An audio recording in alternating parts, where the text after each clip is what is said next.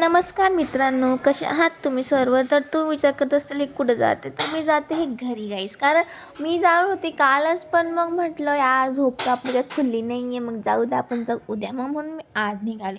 तर हे केस माझे बघ कसे उडत आहे, कशी भाई हे माझे साथ देत नाही तर दुसरे कायच माझे साथ देणार आहे.